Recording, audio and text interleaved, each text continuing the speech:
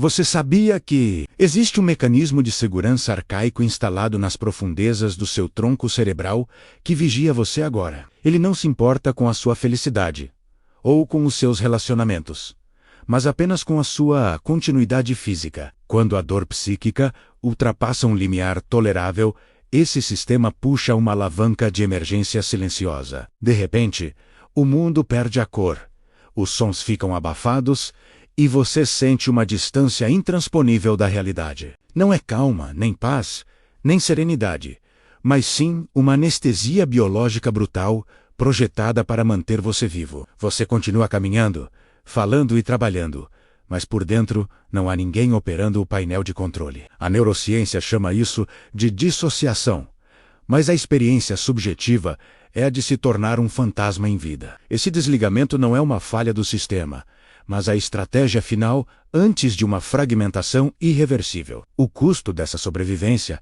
é alto, pois ao desligar o sofrimento, o cérebro também encerra toda a sua alegria. Vivemos em uma era de superestimulação, onde esse fusível mental queima com uma frequência alarmante e invisível. Se você já sentiu que estava assistindo a própria vida através de um vidro fosco, o seu sistema já foi ativado. Para entender essa arquitetura, precisamos analisar o conceito de colapso vagal dorsal na neurobiologia moderna. O sistema nervoso autônomo não possui apenas o acelerador do estresse e o freio do relaxamento, como se pensava. Existe uma terceira via primitiva, um estado de congelamento metabólico herdado dos nossos ancestrais répteis. Quando a luta ou a fuga se tornam impossíveis, o nervo vago dorsal inicia um desligamento sistêmico massivo. A frequência cardíaca cai drasticamente e o fluxo sanguíneo é desviado das áreas corticais para os órgãos vitais. Mas o fenômeno mais perturbador ocorre na desconexão funcional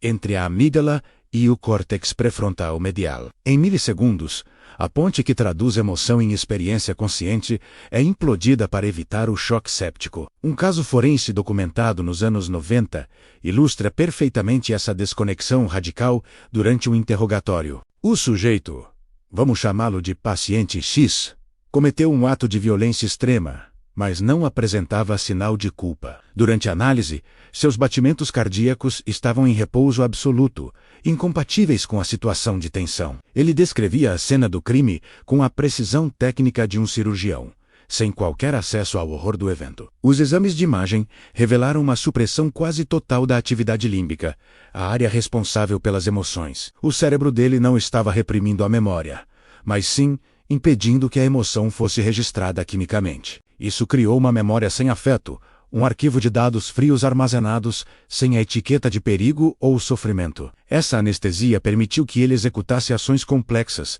enquanto sua humanidade estava trancada em um porão. O fenômeno é observado frequentemente em cirurgiões de trauma e soldados em combate durante o calor da batalha. O problema surge quando esse mecanismo, desenhado para crises agudas, se torna o modo padrão de operação diária. A exposição crônica ao estresse moderno engana o cérebro, fazendo-o acreditar que o risco iminente é constante. Você começa a desligar emoções diante de e-mails, discussões conjugais ou prazos, tratando tudo como ameaça letal. A apatia resultante não é tédio, é uma defesa ativa e metabolicamente custosa que drena toda a sua energia vital. Clínicos chamam isso de exaustão funcional, onde a performance externa é mantida enquanto o interior se desfaz. O paciente X viveu anos nesse estado, funcional e polido, até que a barreira rompeu de forma catastrófica. A lição aqui é que a emoção não sentida não desaparece, ela se acumula na fisiologia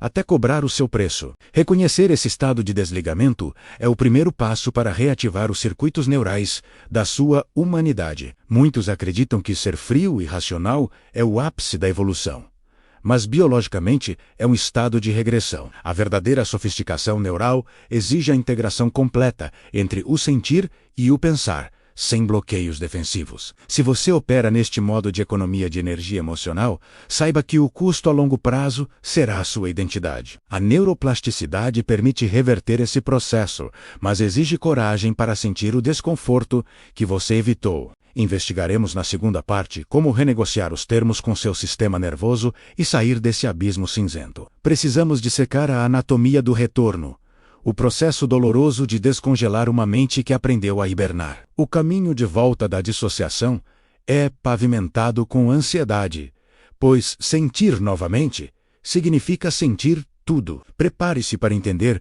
o que acontece quimicamente quando as luzes da casa voltam a acender após a tempestade. A ciência comprova que o retorno é possível, mas exige uma estratégia precisa que detalharemos a seguir agora. A mente humana, ao criar ficções, exige que você se torne um revisor rigoroso de suas próprias certezas. A única forma de transcender essa arquitetura sombria é através de uma vigilância intelectual ativa e constante. Se este nível de profundidade e rigor científico te move, se inscreva no canal para manter a sua auditoria. Nos resta entender que a diferença entre o que se fez e o porquê está na arquitetura sombria do intérprete. Para reverter esse desligamento, precisamos entender a neurocepção, o scanner invisível de sua segurança. Seu sistema nervoso avalia riscos abaixo da consciência, decidindo se você deve lutar ou congelar agora. O retorno do estado vagal dorsal para a conexão social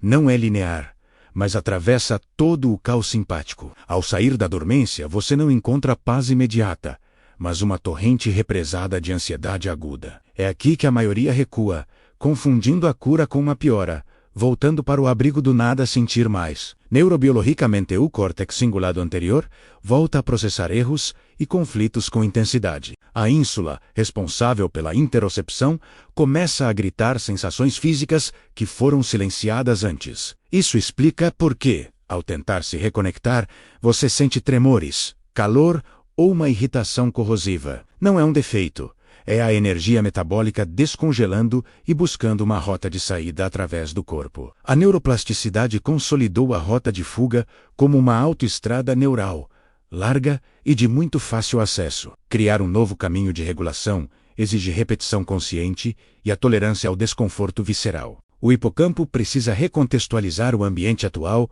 como seguro deferenciando ou do trauma passado. Sem essa atualização de software, o cérebro continua disparando alarmes falsos, em situações muito banais. A arquitetura do seu cérebro mudou fisicamente para priorizar a sobrevivência em detrimento do vínculo. Estudos de conectividade funcional mostram uma redução na substância branca entre os dois hemisférios. Isso fragmenta a integração entre a lógica analítica e a experiência somática, criando um ser dividido. Você se torna um observador frio da própria existência, calculando riscos onde deveria haver entrega. A ocitocina e a vasopressina, hormônios do vínculo, têm seus receptores regulados para baixo no córtex. Isso torna o contato humano, que deveria ser regulador, em uma fonte de exaustão e de ameaça percebida. O sistema límbico permanece em alerta silencioso, drenando glicose e oxigênio que iriam para o foco. É por isso que a névoa mental acompanha a apatia. Seu combustível cognitivo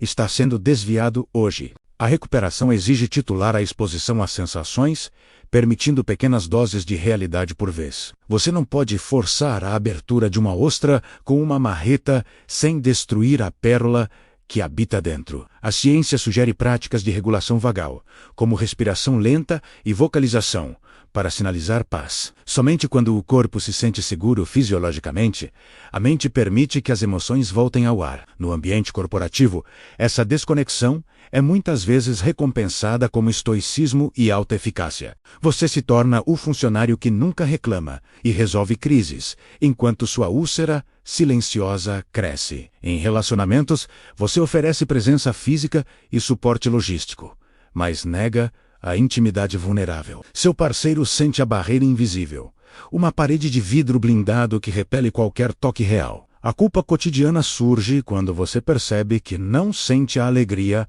que deveria nas conquistas vitais. Você sorri para as fotos, mas a experiência interna é de uma fraude, uma atuação para a plateia social. Essa dissonância entre quem você mostra ser e o vazio interno gera uma tensão psíquica insustentável. A autossabotagem entra como uma tentativa desesperada de sentir algo, mesmo que seja a dor do fracasso. Destruir o que foi construído pode parecer paradoxalmente a única forma de recuperar o controle real. Profissionais de alta performance são as vítimas ideais, pois sua disciplina mascara o colapso interno. Eles operam no piloto automático até que uma doença autoimune ou um burnout force a parada obrigatória. O corpo, ignorado por anos, finalmente impõe seu veto através de sintomas que não podem ser mais negados. A ironia cruel é que desligamos para não sofrer. Mas o vazio do desligamento é um sofrimento bem maior. Reconhecer que a sua frieza não é força, mas uma cicatriz de sobrevivência, é o início da sua mudança. Não há mérito em ser uma máquina biológica eficiente se a experiência de ser humano foi sacrificada aqui. A fragilidade da percepção humana reside na facilidade com que editamos a realidade para nos proteger. Somos arquitetos de nossas próprias prisões, usando tijolos de negação e a argamassa do esquecimento. O convite hoje não é para buscar a felicidade constante, mas para suportar a verdade nua de estar vivo. Somente aceitando a vulnerabilidade do sistema nervoso, podemos desativar o alarme e baixar a sua guarda. A reintegração da psique é o único caminho para deixar de ser um sobrevivente e voltar a ser um humano. A escolha é continuar anestesiado ou aceitar a dor da cura para recuperar as cores da sua existência. O mistério da mente humana persiste, exigindo a sua presença na próxima investigação neural no ar agora. Pause aqui este vídeo e vá até os comentários, leia as informações e descreva o que você achou de tudo. Depois volte aqui para continuar sua jornada conosco, escolhendo uma das opções que aparecem agora na sua tela.